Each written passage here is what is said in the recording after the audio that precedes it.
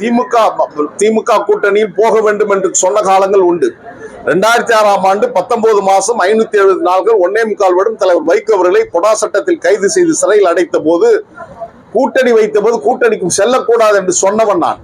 கருப்பு சட்டை கழட்ட மாட்டேன் என்று உறுதியாக இருந்தேன். ஆனால் இன்றைக்கு தலைவர் வைகோ சொல்லுகிறார், நான் அதிமுக கூட்டணி வைத்தது வரலாற்று பிழை, அட்லாண்டிக் பெரும்பிழை என்று சொல்லுகின்ற அளவுக்கு இன்றைக்கு தள்ளப்பட்டிருக்கிறார் என்று சொன்னால், தீர்க்க தரிசனத்தோடு ஒரு தொண்டன் சொன்னதை ஏற்றிருந்தார். இன்றைக்கு இந்த பழி வந்திருக்கார்.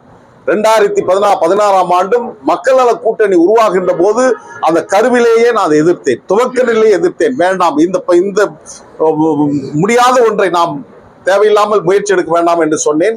முதலில் ஏற்றுக்கொண்டவர் பின்பாடு கூட்டணி வைத்தார். போட்டியிட்ட அத்தனை பேரும் வைப்பு தொகை எழுந்தோம். புரட்சி கலைஞர் டாக்டர் கேப்டன் அவர்கள் முதல் சட்டமன்ற தேர்தலில் வெற்றி பெற்றால் 2வது எதிர்கட்சி தலைவராகினார். 3ஆம் முறை அவருக்கு என்ன எனக்கு யாருக்கு தெரியாது. ஆனால் திராவிட முன்னேற்ற கூட்டணி சென்றிருந்தால் அவர் மீண்டும் அந்த எதிர்கட்சி வாய்ப்பை தக்க வைத்திருப்பார்.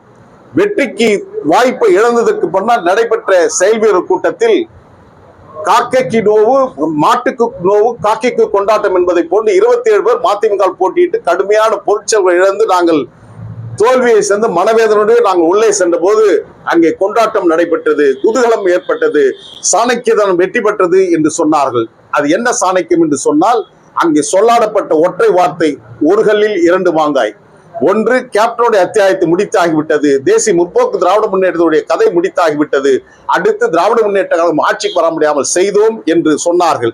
எனவே நான் சொன்ன எச்சரிக்கைகள் மீறி செய்த காரணத்தினால்தான் இன்றைக்கு அரசியலில் நம்பகத்தன்மை மறுபடியும் திமுக தலைவர் வைகோ எழுந்திருக்கிறார் என்பதுதான் இங்கே நான் சொல்ல விரும்புகிறேன். நான் தனிப்பட்ட முடிவை நான் எடுக்க முடியாது. தலைவர் வைகோ அவர்களை போன்றோ துரை போன்றோ எதேச்சதி பிறகு நாங்கள் நடவடிக்கை எடுக்க முடியாது. இது ஒரு கூட்டாக நாங்கள் இணைந்து அனைவரும் உட்கார்ந்து பேசி அதற்கு பின்பாக நாங்கள் முடிவை அறிவிப்போம். இல்ல, குறைந்தபட்ச ஜனநாயக பண்பு கூட துரையிடம் இல்லை. ஏன்னா இப்படி ஒரு பிரச்சனை ஏற்படுகின்ற போது ஒரு அரங்கத்தில் ஒரு அறையில் உட்கார்ந்து விவாதிக்க வேண்டிய உட்கட்சி ஜனநாயகம். ஒரு 4 பேர் அல்லது ஒரு 10 பேர் உயர்நிலை குழு உட்கார்ந்து பேசி இது போல பிரச்சனை இருக்குது, இது என்ன எப்படி கலந்து ஆலோசிக்கலாம் பேசியிருக்கலாம். ஆனால் மாறாக நிர்வாக குழு கூட்டத்தில் பேசி அடுத்ததாக பொதுவெளியில் ஊடகத்தின் மூலமாக பேசி இந்த ஜனநாயக படுகொலையை அவர்கள் மேற்கொண்டார். எனக்கு எதிராக நான் வெளியேறுவேன் என்று சொல்லிதான் துரை ராஜமா நாடகத்தை அரங்கேற்றினார். பேரறிஞர் அண்ணா பிறந்த மதுரையில் நடைபெற்ற போது நான் எந்த பொறுப்புக்கு வரமாட்டேன், உங்களை அழகு பார்ப்பேன் என்று சொன்ன துரை 2 நாளில் தன்னுடைய முடிவை மாற்றிக்கொண்டு கட்சி எடுக்கின்ற முடிவுக்கு நான் கட்டுப்படுகிறேன் என்று சொல்லி மீண்டும் நாடாளுமன்றத்துக்கு போட்டியிட்டார். அந்த நாடாளுமன்றத்துக்கு சென்றிருக்க வேண்டியவர் அண்ணன் கணேசமூர்த்தி அவர்கள். அவர் இறுதி வரையிலும் தலைவர் வைகோ நம்பினார். ஆனால் அது கிடைக்காத காரணத்தினால்தான் அவர் ஒரு துர்பாக்கியமான நிலைக்கு தள்ளப்பட்டார்.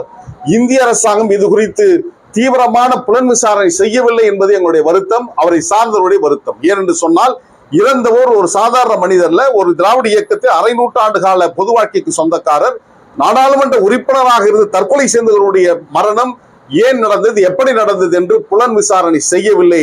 ஷூமோட்டோ என்று சொல்லப்படுகின்ற அளவிற்கு தனியாகவே நீதிமன்றம் விசாரிக்கின்ற காலகட்டங்கள் உண்டு. மனித உரிமைகள் விசாரிக்க வேண்டிய காலகட்டத்தில் அவருடைய மரணம் அப்படியே மௌனமானது ஏன் என்பதுதான் எங்களுடைய கேள்வியாக இருக்கு. எனவே கணேசமூர்த்தி அவர்களுக்கு இடம் வாங்கி கொடுத்திருக்க வேண்டும். 2 தொகுதிகளை பெற்றிருந்தால் கட்சியோட அங்கீகாரம் கிடைத்திருக்கும்.